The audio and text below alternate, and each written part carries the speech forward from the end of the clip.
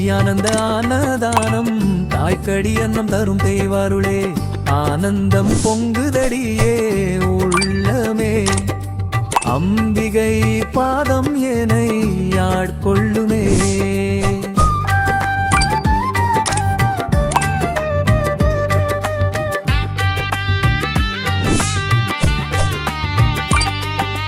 பொன்னான வேணுகோபாலன் பரிவோடு பொருளில்லா பசிகளுக்கு பாசமளிக்க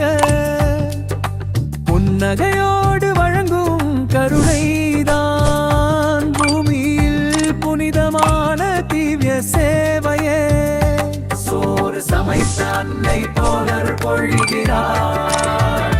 சைவமும் வைஷ்ணவமும் சேர்த்து சமைக்கிறார் சங்கீத ராகம் போல சுவை நிறைந்தது